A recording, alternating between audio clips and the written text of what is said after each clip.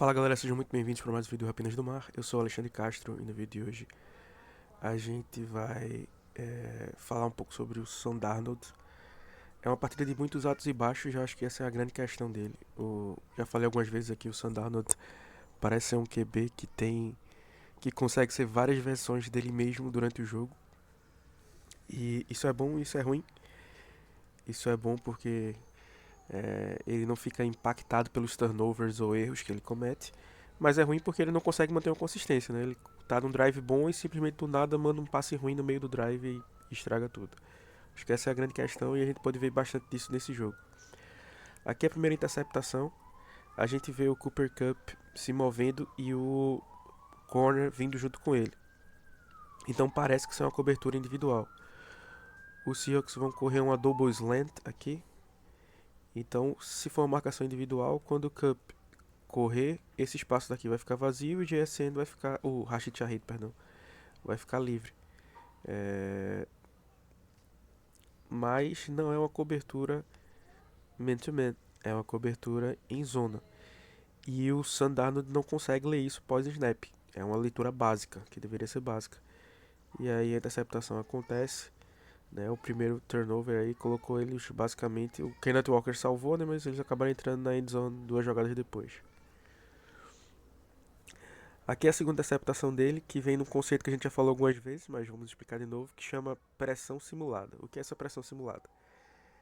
Blitz é quando você ataca, tem um cara adicional vindo atrás do quarterback, certo? Na pressão simulada, vão vir os mesmos 4 jogadores, porém, não são os 4 convencionais, né? Não são os 4 DLs. Aqui no caso, eles vão dropar um defensive tackle e o Byron Young. Então você tem 2 caras que normalmente iam atrás do QB dropando na marcação e caras que iam ficar na marcação, no caso os linebackers aqui, indo atrás do quarterback. Então é meio que uma mudança de papel. Eles atacam com os mesmos 4 jogadores, então não se configura uma blitz. Mas por exemplo aqui ó, eles fizeram um overload, né? Vai ter 4 jogadores, tinha 4 jogadores aqui, né? E vai criar uma confusão aqui na OL. Então vem o snap, a pressão vem, ó, como eu falei, o Byron Young e o Kobe Turner vem no drop. Existia a janela aqui se o Kobe Turner não tivesse aqui. Então esse drop inesperado, vamos dizer assim, já que o Darnold só tá olhando para essa jogada e não pro resto da defesa. Isso aqui seria touchdown, né, sem o Kobe Turner. Mas o Darnold precisa perceber isso pós-snap aqui. E foi mais uma interceptação. Essa jogada daqui, eu não sei quem lembra daquele jogo, daquele filme, o Draft Day, né? Quando falam que estão vendo o tape do quarterback lá e falam, veja o que ele fez depois do sack, né? Que ele erra um passe por conta da pressão. Aqui é basicamente o que acontece com o Darnold. Ele tinha sido sacado pelo Puna Ford no snap anterior.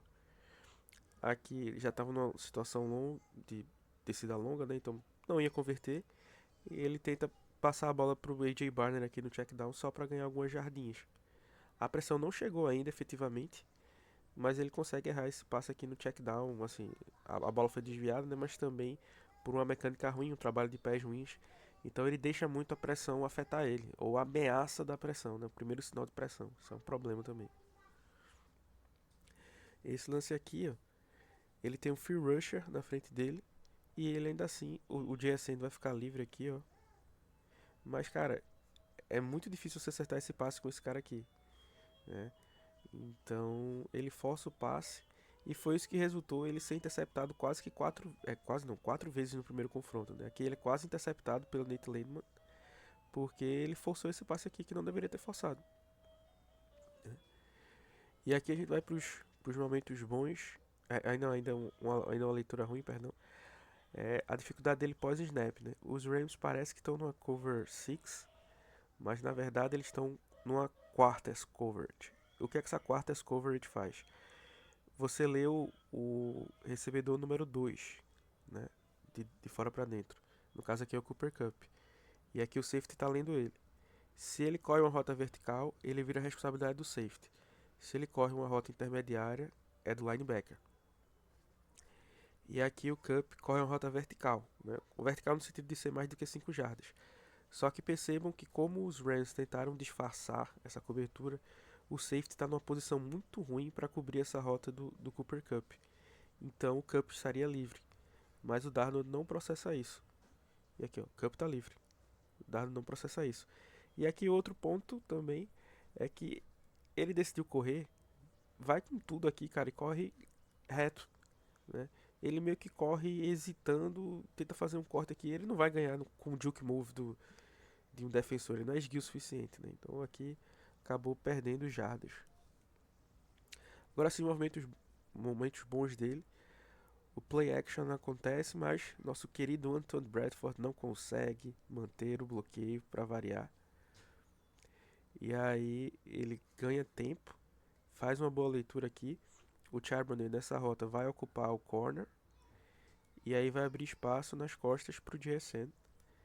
E aqui ele, em movimento, consegue acertar esse passe. Aqui um outro grande passe dele, né? Esses dois passes foram no drive final, né, do overtime. O pocket se fechando em cima dele, né? O Abraham Lucas perdeu aqui no bloqueio, já está no chão. Mas o Cooper Kupp, aqui ele tem um timing perfeito para acertar esse passe pro Kupp, que não tinha feito muita coisa no jogo, mas apareceu aqui nesse passe decisivo. Aqui um excelente passe do Darnold se movendo para o lado esquerdo, coisa que ele vem fazendo, e lançando para o lado direito. Né? Ele conseguiu vários passes bons assim durante a temporada, virou Pro Bowler inclusive, mas já fazia um tempo que ele não estava bem. Né? E aqui também é uma excelente chamada do nosso querido Kubiak, porque ele vai chamar um play action, tá? Então aqui tem um play action. E ele chamou várias vezes o conceito flood, que é inundar um lado do campo. Então era uma rota do Kupp, uma rota do Barner e uma rota cruzando o outro lado. Então atacar três zonas, uma mais vertical, uma intermediária e uma curta. Ele fez isso várias vezes durante o jogo. Então a defesa começa a ficar honesta pensando nisso. O que é que o Kubiak também explora? Perceba que esse safety e o corner estão olhando para o JSN, fazendo o que a gente chama de bracket, né? Dobrando na marcação. Então perceba que o safety não está olhando para o Darnold, ele está olhando para onde o JSN vai. E aí vem a mágica da jogada. O AJ Barner faz um corte fantástico para fora. O safety, que estava meio perdido aqui no que estava acontecendo. O Barner fez o corte aqui já, tá? E o safety nem percebeu ainda. Agora ele percebeu, só que já é tarde demais. Fantástico a recepção do AJ Barner, num passe difícil aqui, bem alto. AJ Barner com mais um touchdown, acho que os jogadores vem se tornando um dos jogadores preferidos dos Seahawks aí, o AJ Barner.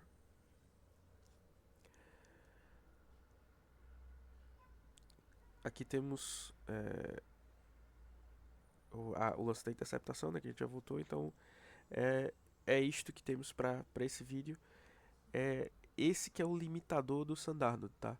Como eu disse, ele não... os lances que eu mostrei aqui chegam a ser lances de quarterback de elite e de um dos piores quarterbacks da liga.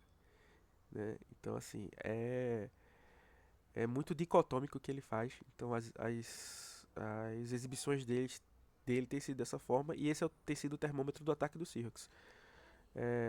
Quando ele consegue ser minimamente consistente, nós vencemos os jogos com certa facilidade. Quando não, por exemplo, o jogo dos Colts, a gente precisou de field goals para vencer.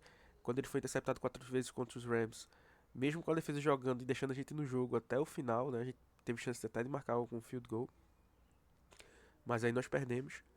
Né?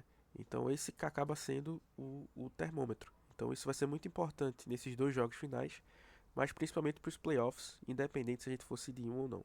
Beleza? É isso, pessoal. Espero que vocês tenham gostado. Um grande abraço e Go Hawks!